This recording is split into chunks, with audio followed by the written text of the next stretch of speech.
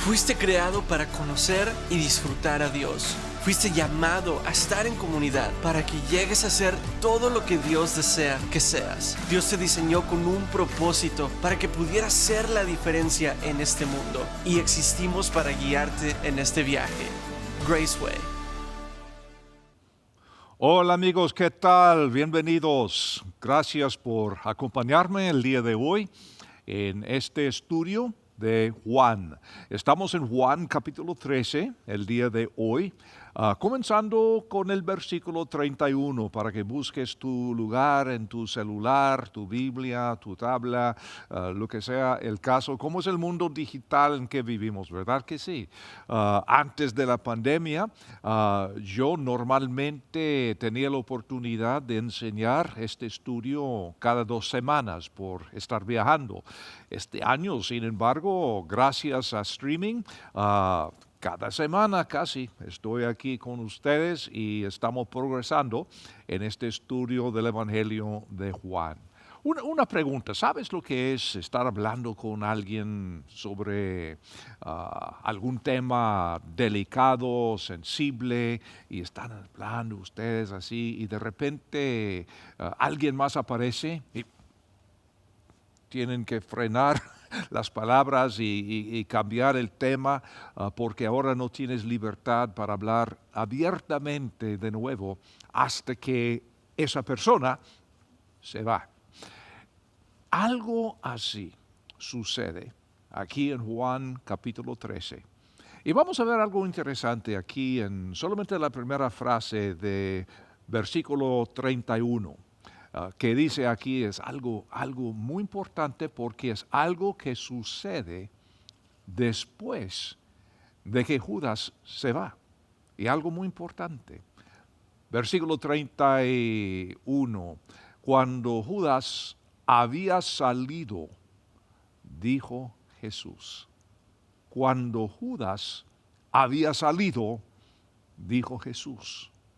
Como para darnos a entender que Jesús tenía cosas que decir, pero no sentía la libertad para decir estas cosas antes de que se fuera Judas. Ahora, este día vamos a hablar de 3 secretos del discípulo: gloria, amor, esperen, y fracaso.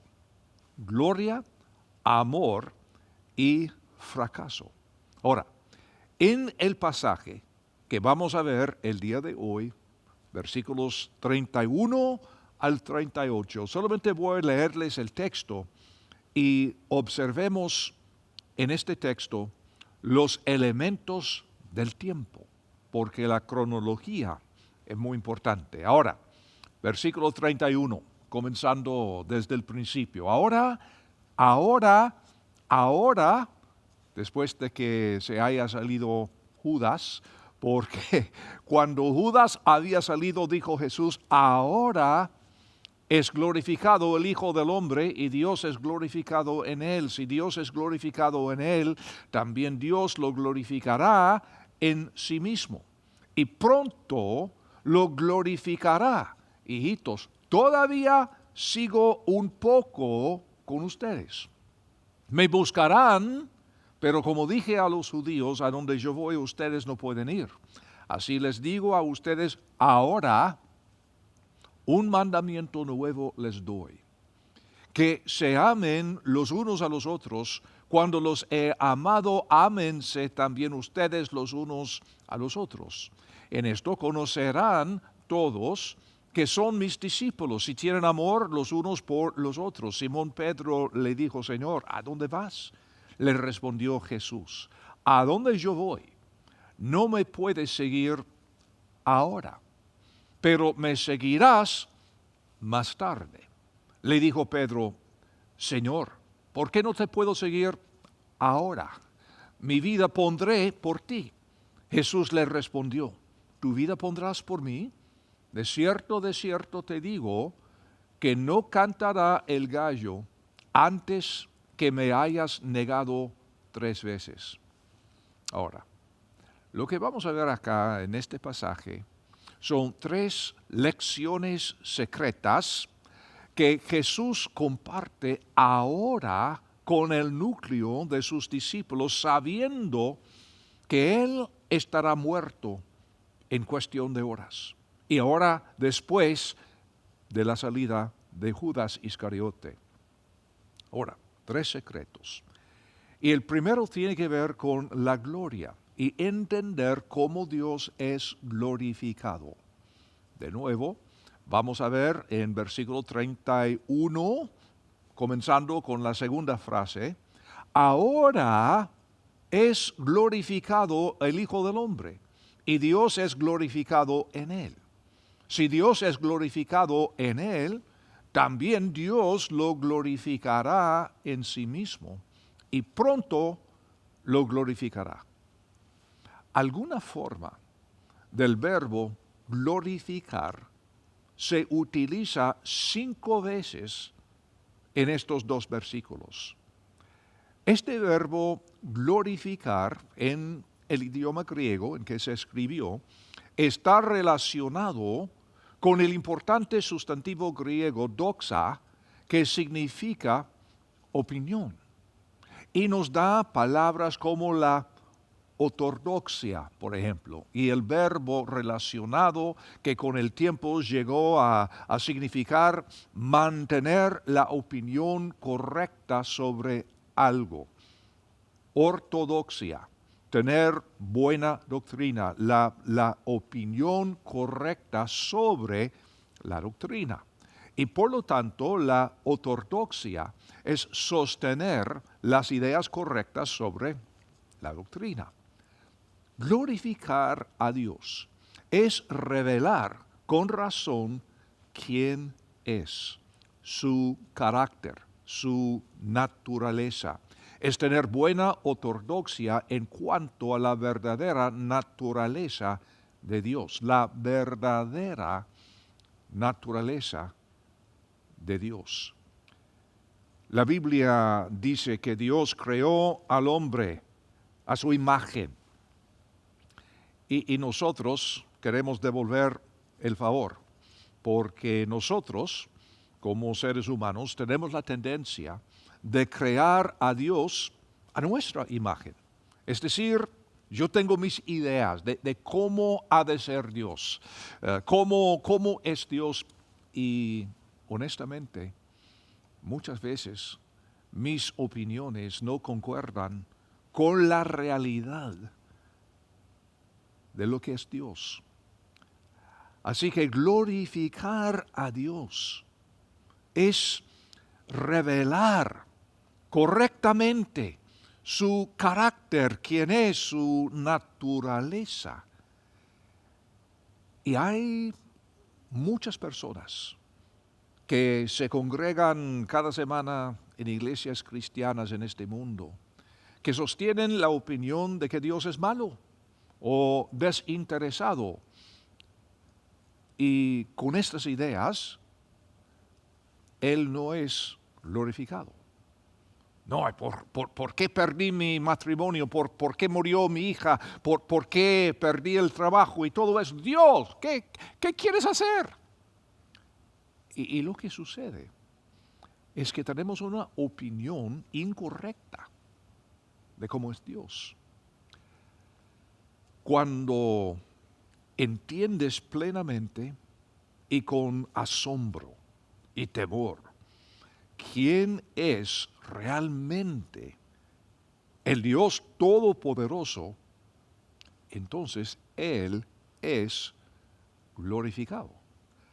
Observen que Juan 13, versículo 31, donde comenzamos el día de hoy, habla del Hijo del Hombre glorificado, y que el versículo siguiente habla de Dios el Padre siendo glorificado.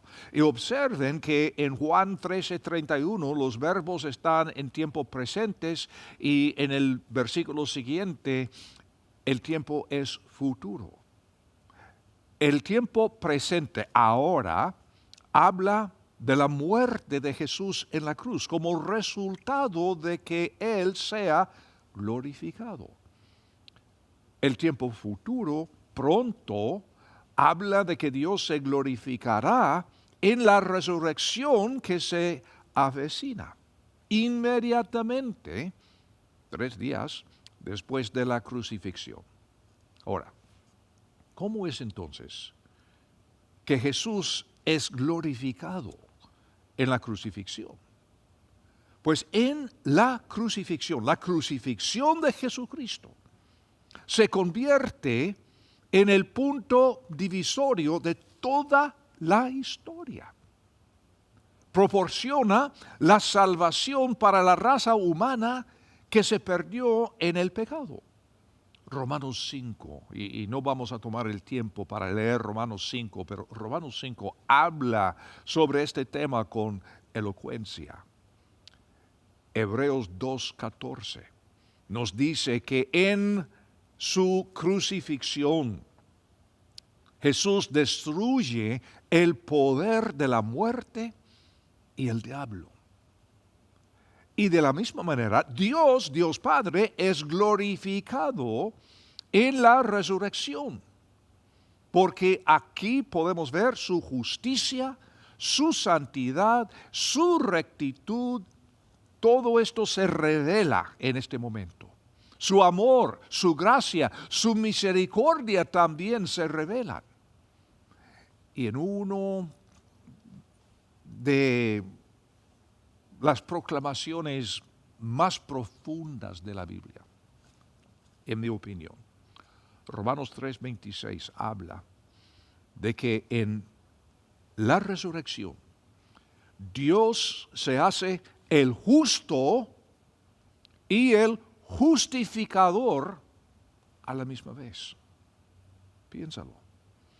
Si Dios hubiera dicho, no, que seres humanos, que va, no, que les voy a perdonar así nomás, entonces Dios no sería justo. Porque Dios había dado de antemano las consecuencias del pecado. En ese día morirán. Ahora, si Dios es justo, Dios tiene que guardar su palabra. Tiene que tratar con el pecado. Pero Dios no solamente es un Dios justo, Dios es amor. Y Dios tiene interés amoroso en el pecador.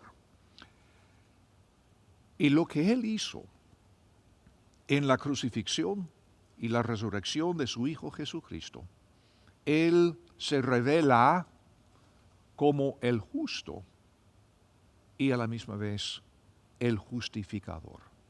No hay contradicción, sino en este acto sobrenatural milagroso, Dios se revela con estos 2 puntos de énfasis, la justicia y la gracia. Y de la misma manera, Dios es glorificado, amigos, en nosotros. Cristo murió.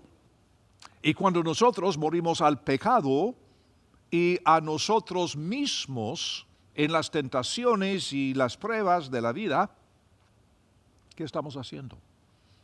Estamos revelando de verdad la verdad de quién es nuestro Dios. Y como digo, este es el punto de la gloria. Revelar quién es Él. Y cuando vivimos en el poder de la resurrección, de la misma manera, estamos revelando la verdadera naturaleza de Dios nuestro Padre, Dios el justificador. Es justo y es justificador. Ahora, otra pregunta. ¿Puede la gente en tu alrededor ver tu vida de estas 2 maneras en que Dios es glorificado? Es decir, tus amigos, tus familiares, tus codiscípulos, tus colaboradores en el trabajo, ellos pueden ver estos 2 lados de la misma moneda, que Dios es justo y también que Dios es el que justifica. Ese es el primer secreto para sus discípulos después de la salida de Judas. el segundo. La señal del discípulo, que es amarse unos a otros. Vamos a seguir, versículo 33 en Juan 13. Hijitos, todavía sigo un poco con ustedes. Me buscarán, pero como dije a los judíos, a donde yo voy ustedes no pueden ir. Así les digo a ustedes ahora, un mandamiento nuevo les doy, que se amen los unos a los otros, como los he amado, ámense también ustedes los unos a los otros. En esto conocerán todos que son mis discípulos, si tienen amor los unos por los otros. Jesucristo no vino para anular la ley, sino realizar la ley en su propia persona, en su propia vida.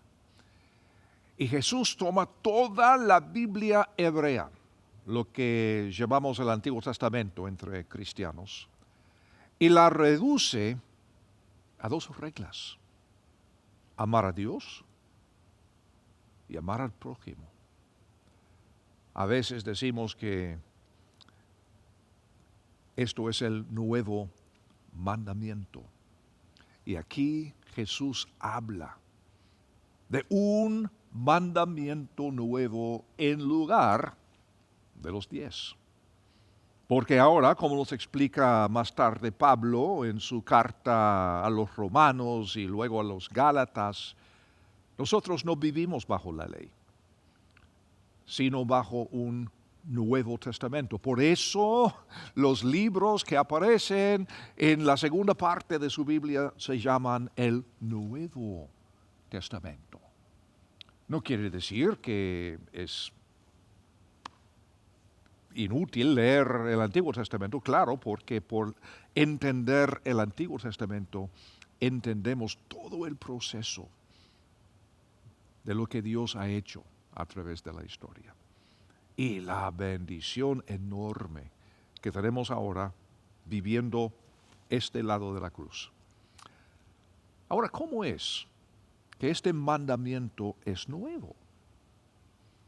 Porque si uno lee Levítico 19, versículo 18, habla claramente, bajo la ley de Moisés, de amar a nuestro prójimo.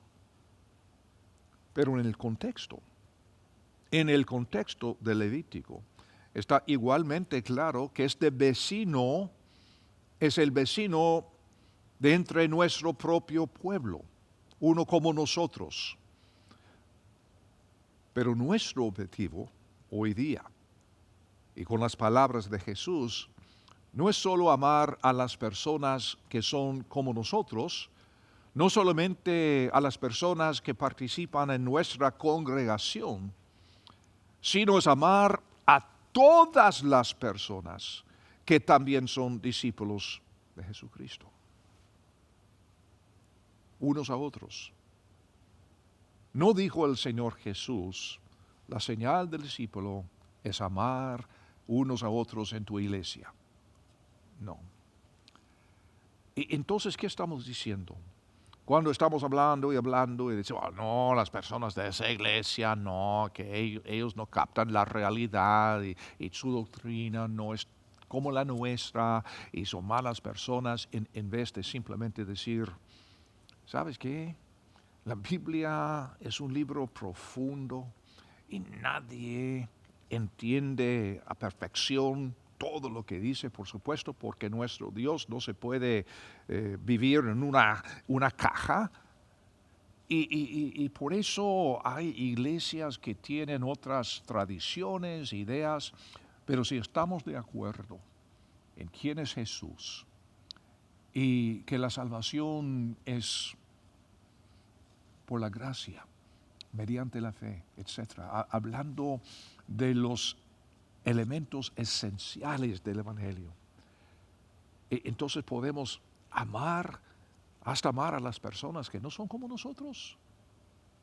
Y cuando hablamos mal de otros creyentes, y aquí no estoy hablando de las sectas y cosas raras, estoy hablando de otros grupos, denominaciones, ideas, tradiciones, etc. Entonces la gente que no conoce a Dios sabe que no vale la pena hablar con nosotros porque no es real. Jesús dijo, esta es la manera en que el mundo va a entender que son mis discípulos, este amor.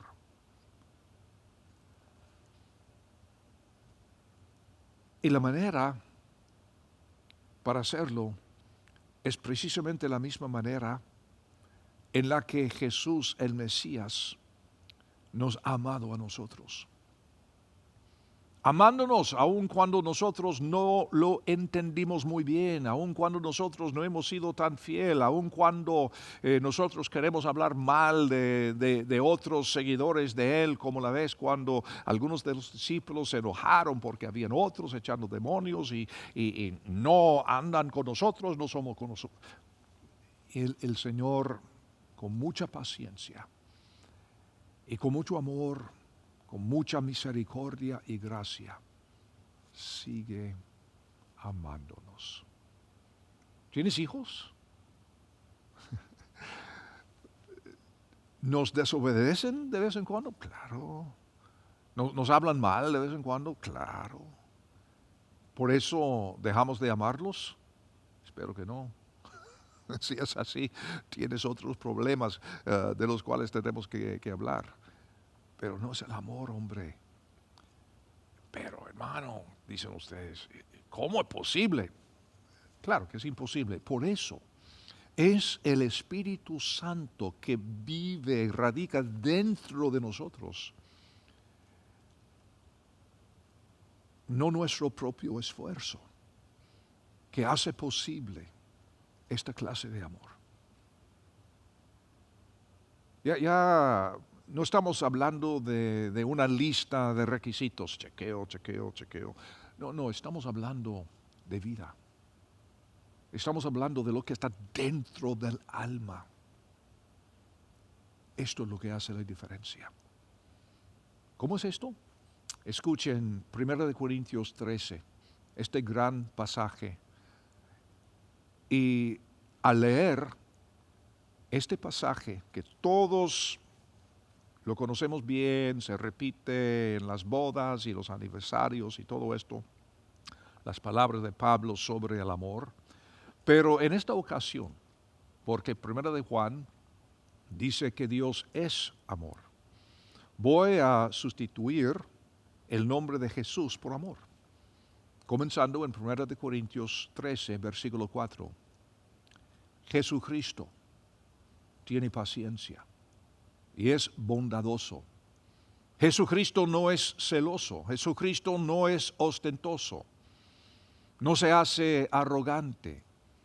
Jesucristo no es indecoroso, ni busca lo suyo propio. Jesucristo no se irrita, ni lleva cuentas del mal. Jesucristo no se goza de la injusticia, sino que se regocija con la verdad. Jesucristo todo lo sufre, todo lo cree, todo lo espera, todo lo soporta. Jesucristo nunca deja de ser. Y si nosotros hemos recibido la misma misión, si nosotros hemos de reflejar a Él, debe ser posible decir, Jeff tiene paciencia y es bondadoso. Jeff no es celoso.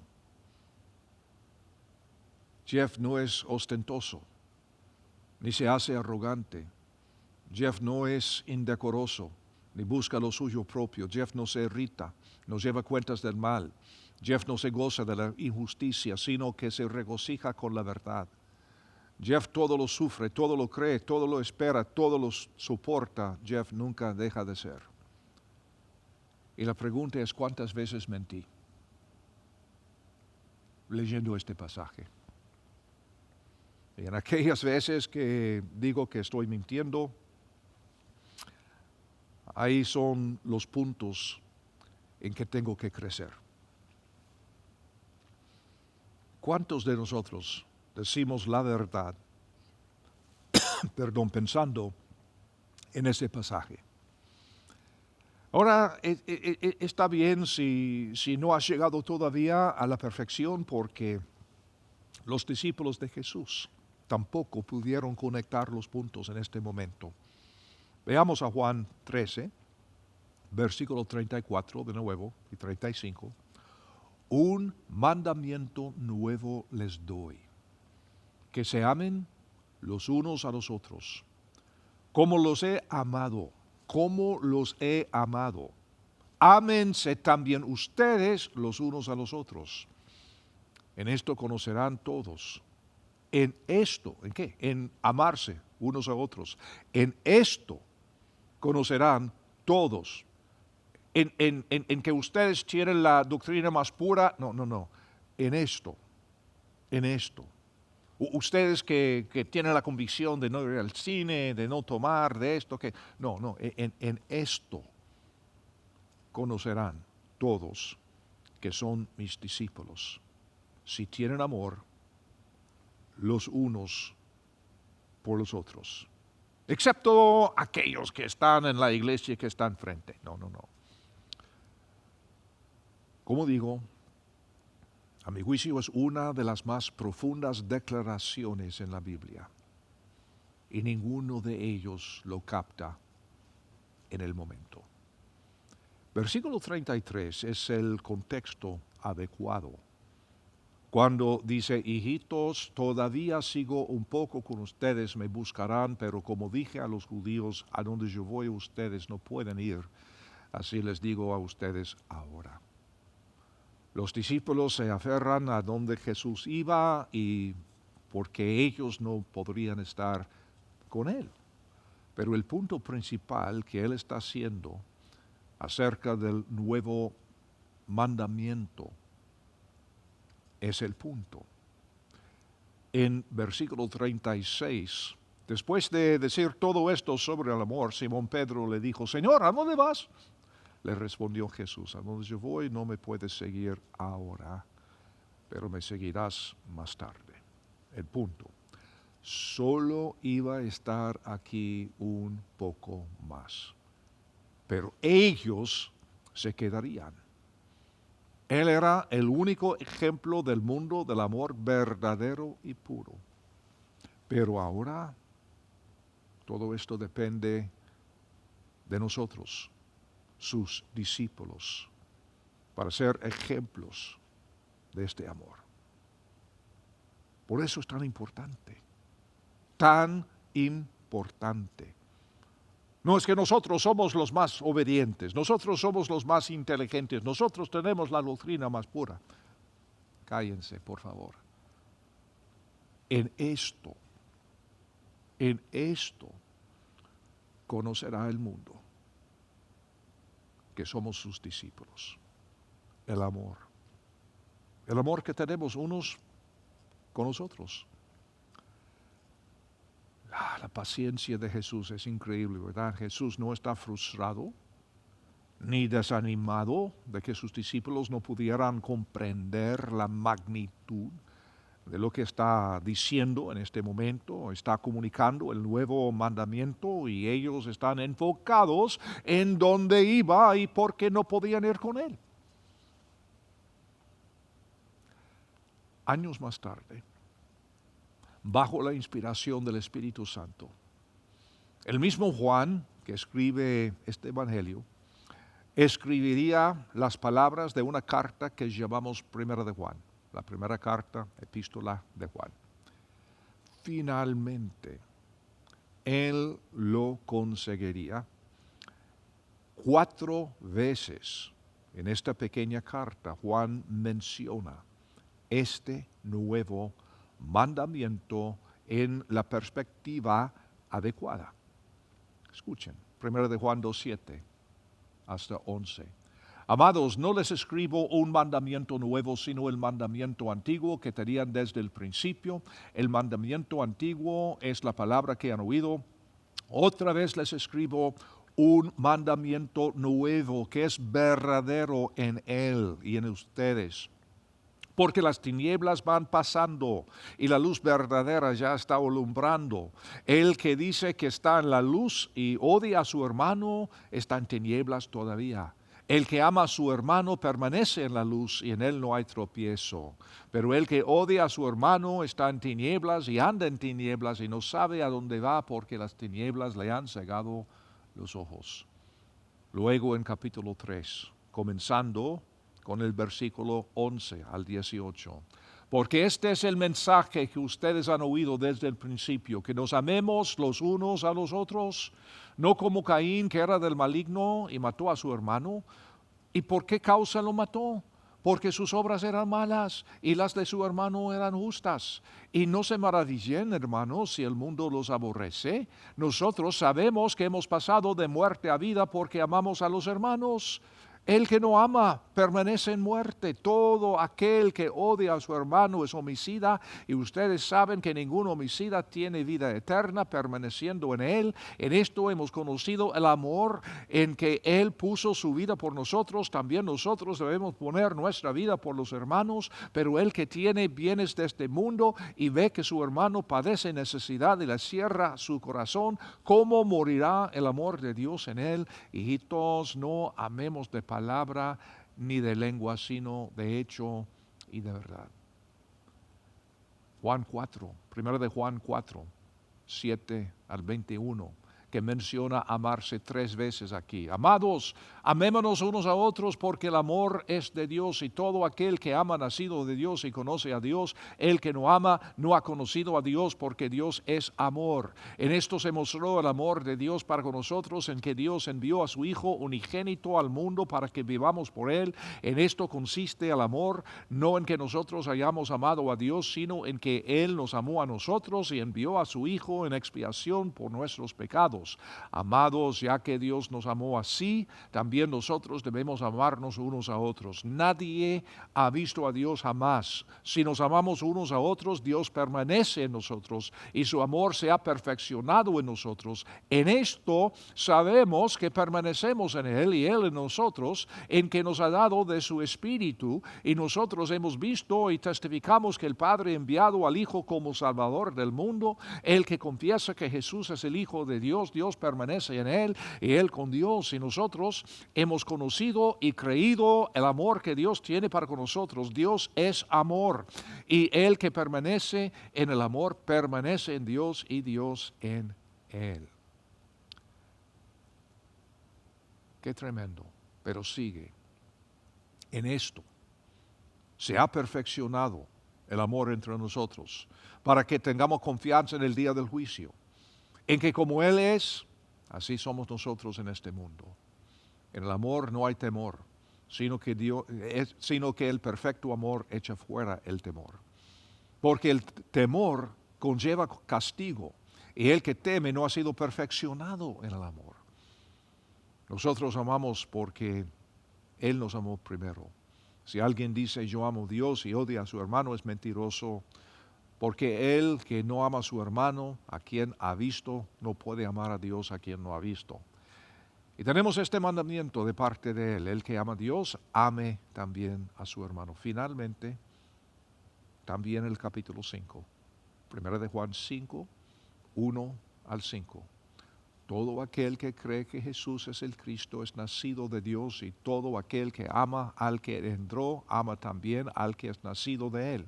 En esto sabemos que amamos a los hijos de Dios, cuando amamos a Dios y guardamos sus mandamientos.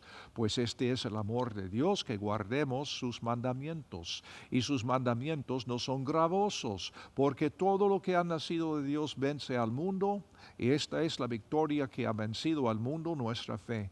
¿Quién es el que vence al mundo? Sino el que cree que Jesús es el Hijo de Dios.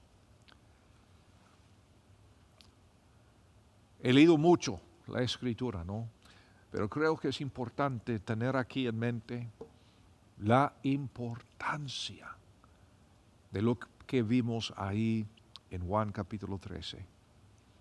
3 marcas de un discípulo de Jesús el Mesías. Y no es el signo del pez, ni haber cursado un estudio del discipulado, algo así, no. Juan 8:31 dice que es continuar en las palabras de Jesús. Juan 13:35 dice que es amarse unos a otros. Y Juan 15:35 dice que es dar fruto. ¿Cuál es la evidencia, la señal del discípulo? Continuar en sus palabras, amarse unos a otros y dar fruto. ¿Eres discípulo? ¿Soy yo discípulo? Estas son las preguntas más difíciles. Esto es mucho más difícil de decir, ¿y qué significa Ezequiel capítulo 37, versículo 4, que dice tal y tal? No, lo difícil no es entender la cronología de Apocalipsis. La pregunta difícil es esta. ¿Eres tú discípulo de verdad? Finalmente, otro secreto más. ¿Qué hemos visto? Hemos visto que glorificar a Dios, amarnos unos a otros, y finalmente, otro secreto más del discípulo es abrazar el fracaso. Pedro en esta ocasión tiene celo, pero no según el conocimiento. Versículo 36 de Juan 13. Simón Pedro le dijo, Señor, ¿a dónde vas? Le respondió Jesús, a donde yo voy no me puedes seguir ahora, pero me seguirás más tarde. Le dijo Pedro, Señor, ¿por qué no te puedo seguir ahora? Mi vida pondré por ti. Jesús le asegura a Pedro que llegará un momento en que volverán a estar juntos. Pero, a la misma vez, Jesús le asegura a su discípulo, a Pedro, que va a fracasar. Versículo 38, Jesús le respondió, tu vida pondrás por mí. De cierto te digo, que no cantará el gallo antes que me hayas negado 3 veces. Jesús garantiza el fracaso de Pedro. ¿Por qué? Porque esto, queridos amigos, es parte también del proceso de crecer como discípulo de Jesucristo. Y es porque necesitamos estar dentro de una estructura de apoyo. Porque al fracasar, y vamos a fracasar, necesitamos el apoyo y el amor de los otros discípulos, codiscípulos. No es que uno sea mejor que el otro, no, somos codiscípulos. Nunca dejamos de ser discípulos. Bueno, si dejamos de crecer, si dejamos de cambiar, entonces sí, eso quiere decir que no somos discípulos. Pero no te desanimes. A veces las divisiones de capítulos nos impiden ver el panorama general del contexto. Ahí termina el capítulo 13 con la garantía del fracaso. Y si terminamos ahí, vamos a terminar en una gran depresión, quizá. Pero el contexto sigue. Así que en el capítulo 14 y versículo 1, Jesús sigue hablando. Después de haber garantizado el fracaso, Jesús dice, no se turbe el corazón de ustedes. Ese es el contexto, oigan. Este es el contexto. Citamos este versículo tantas veces que ni pensamos en el contexto. El contexto es el fracaso. No se turbe el corazón de ustedes. Creen en Dios, crean también en mí. En la casa de mi Padre muchas moradas hay. De otra manera se los hubiera dicho. Voy pues a preparar lugar para ustedes. Y si voy y les preparo lugar, vendré otra vez y los tomaré conmigo para que donde yo esté, ustedes también estén. Y saben a dónde voy. Y saben el camino. Le dijo Tomás, Señor, no sabemos a dónde vas. Siempre está pensando en este sentido muy literal, muy superficial. ¿Cómo podemos saber el camino? Jesús le dijo, yo soy el camino, la verdad y la vida. Nadie viene al Padre sino por mí. Pero qué importante el contexto. Jesús está anunciando su muerte y está compartiendo con ellos, después de la salida de Judas Iscariote, que solamente por su crucifixión y resurrección puede llevar a cabo su misión y así glorificar a Dios y revelar cómo es Dios. Porque desde siglos han tenido la idea de que Dios es los relámpagos en la montaña, el juez listo para juzgarnos. Es cierto que es justo. Pero Jesús estaba compartiendo con sus discípulos, pero hay otro lado que tienen que entender. Él es justo, pero también es justificador en la misma persona. Y su gloria es revelar al mundo cómo Él es de verdad. Y si estamos quejándonos y no sé por qué, que he orado tanto y Dios no me contesta, que esto, que el otro, ¿esto es lo que le trae gloria a Dios? Creo que no. Pero cuando el mundo en nuestro derredor puede ver en nosotros una revelación de cómo es Dios de verdad, entonces Dios es glorificado. Y en el contexto, el amor unos a otros. Estos discípulos que estaban peleando entre sí, queriendo estar a la mano derecha, a la mano izquierda, y Jesús está diciendo, no, la señal de ser mi discípulo es esta: amarse unos a otros. Y por fin, en capítulo 13, el Señor dice, y Pedro, cuando Pedro se jacta, de, no, Señor, yo doy mi vida. No. Pedro, vas a fracasar. 3 veces, Pedro, dentro de poco. Pero de inmediato, en capítulo 14, mismo contexto, sin una pausa, sin ni respirar, el Señor sigue con este pasaje. No se turbe el corazón de ustedes. ¿Por qué? Aunque no puedan acompañarme ahora, yo voy a preparar un lugar.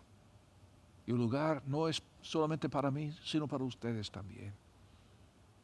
Y vengo otra vez. Y vamos a estar juntos. Qué tremendo. Amigo, ¿de verdad conoces a Dios? ¿Estás en este camino o te has desviado? ¿Estás dispuesto a identificarte con Dios tan completamente que incluso tu dolor y tus fracasos y tus pruebas le glorifiquen?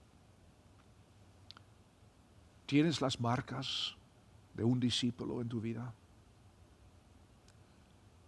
¿Qué paso darás hoy para avanzar tu viaje? Este pasaje, hermanos, amigos, fabuloso.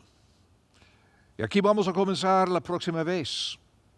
Ha sido un poco largo el estudio de hoy, pero mucho, mucho está en este pasaje y creo que es importante, como digo, ver el contexto.